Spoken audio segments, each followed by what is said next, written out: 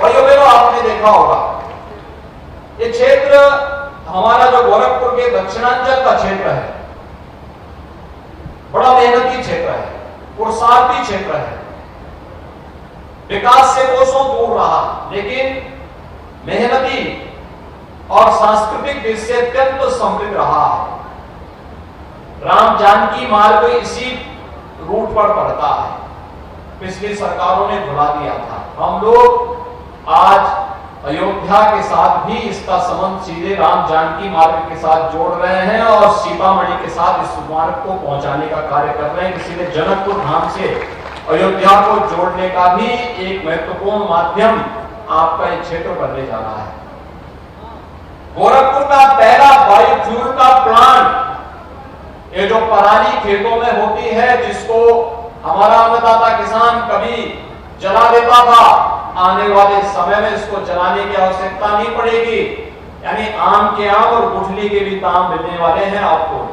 धान को अपने खेत से काटेंगे, जो पराली बच जाती है उसको भी काट करके उससे भी ज्यादा पैसा आपको बायोफ्यूल के लिए, जब आप उसकी गठरी बांध करके देंगे बायोफ्यूल यूनिट में, उसका भी पैसा मिलेगा। और गाय के गोबर का, भैंस के गोबर का भी पैसा जब बायोफ्यूल वाला आपसे लेगा तो उसका भी अतिरिक्त पैसा आपको प्राप्त होगा।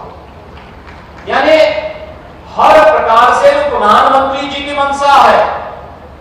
दो बातें, अगर हमें आत्मनिर्भरता के लक्ष्य को प्राप्त करना है, एक हमें परंपरागत खेती की तरफ जाना पड़ेगा, प्राकृतिक खेती की तरफ, क्योंकि लागत को कम करना, उत्पादन को बढ़ाना।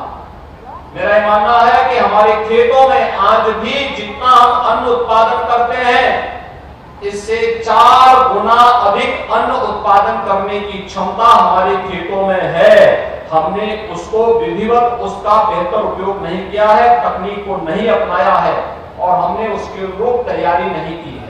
और यह तकनीक आपको अपनानी पड़ेगी और प्राकृतिक खेती के साथ उसको जोड़ना पड़ेगा। प्राकृतिक खेती के साथ जोड़ना और प्राकृतिक खेती के साथ जोड़ने के साथ तकनीक के साथ अगर आप उसे जोड़ेंगे तो यही खेत जो आज आपके 1 एकड़ खेत में जहां आप 10 कुंटल या 15 कुंटल धान पैदा करते हैं, इसी में आप 40 से 45 कुंटल धान पैदा करने की क्षमता अर्जित कर पाएंगे।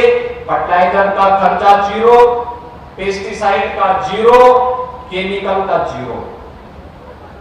यानी कम खर्चे में ज्यादा उत्पादन, कम लागत में अच्छा उत्पादन, यही किसान की आत्मनिर्भरता का कारण बनेगा और उसके एक हब के रूप में विकसित करना।